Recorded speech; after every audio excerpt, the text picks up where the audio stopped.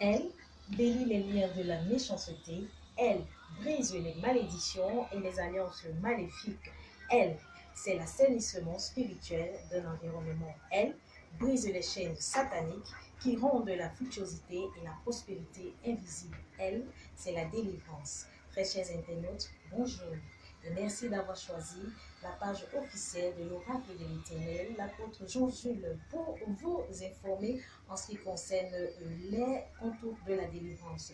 Nous continuons avec notre thème qui a débuté depuis jeudi dernier et nous parlons des 18 définitions de la délivrance. Alors, parvenu à 8 définitions déjà, aujourd'hui nous allons continuer avec les définitions de la délivrance. Merci à vous qui suivez notre émission et qui prenez la peine de commenter juste en bas. Merci pour vous et que le Seigneur vous bénisse. Alors, sans plus tarder, nous allons nous tourner vers notre apôtre ce matin qui va continuer les délivrances. Et surtout, connectez-vous et soyez connectés aussi, comme je dis, connectez-vous à la grâce et recevez la délivrance ce matin.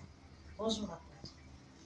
Bonjour, ma fille. Que Dieu te bénisse et que Dieu bénisse tout le monde. La vie dit tout simplement qu'il y a des gens qui se conduisent souvent mal et occasionnent des problèmes répétitifs autour de leur vie.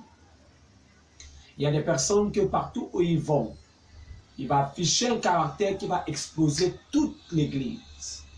Et c'est souvent son attitude. Quand cette personne est calme, l'église est calme. Quand cette personne est calme, l'entourage est calme. Mais quand elle affiche son caractère, le feu embrasse partout. C'est à cause, il y a un tel homme comme ça, une telle femme ainsi, ça est le symptôme d'un démon qui caractérise son caractère et amène cette dernière à agir de la sorte dans le but de détruire. Elle a besoin de délivrance.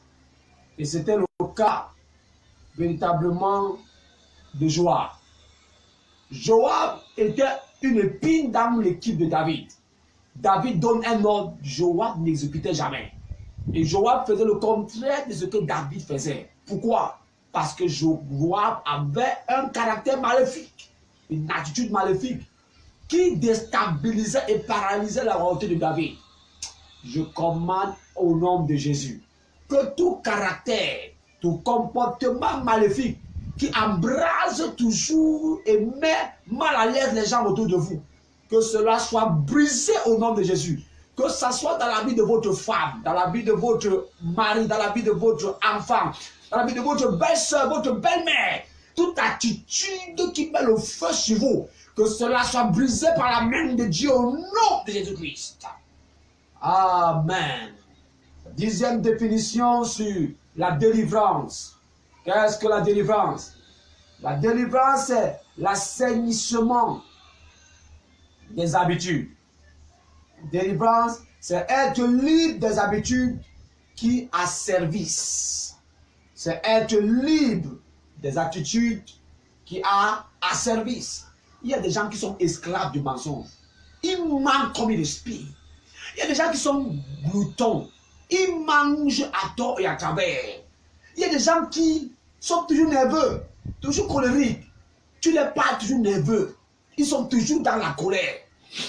Il y a des gens que même si on leur donne milliards d'argent, elles vont toujours se plaindre. Elles vont toujours se plaindre. Il y a des personnes qui ont la mentalité de mendicité. Même si on leur donne le ciel et la terre, elles vont continuer toujours à mendier. Je commande que ce genre d'habitude te libère. Au nom de Jésus-Christ. Que toute habitude qui t'a asservi, toute habitude et tout caractère qui t'a rendu esclave, je commande que l'esclavage soit libéré. Au nom de Jésus-Christ. Tu peux dire bon amen. Il y a la 11e définition qui est qu'est-ce que la délivrance? La délivrance, c'est la liberté des empêchements opiniâtres à la croissance spirituelle.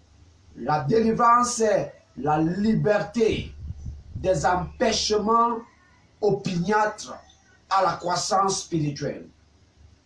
Il y a beaucoup de gens pendant des années.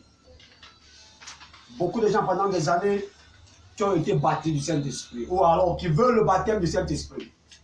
Ils cherchent le baptême du Saint-Esprit sans jamais en avoir. Ils prient, ils jeûnent, ils se lamentent, et quand ils voient d'autres personnes parler en langue, ça les gêne. Alors, ils se sont dit qu'effectivement, que le baptême du Saint-Esprit n'existait pas, parce qu'ils n'arrivent pas depuis des années à l'avoir. C'est parce qu'il y a une servitude démoniaque qui empêche au Saint-Esprit de descendre dans votre vie. Et je commande à cette servitude démoniaque de vous libérer maintenant au nom de Jésus-Christ. Je libère le feu dans tout caractère et dans tout comportement qui est devenu pour vous un joug, qui empêche la plénitude de cet esprit de d'entrer dans votre corps. Que cela soit ôté dans vos corps au nom de Jésus-Christ.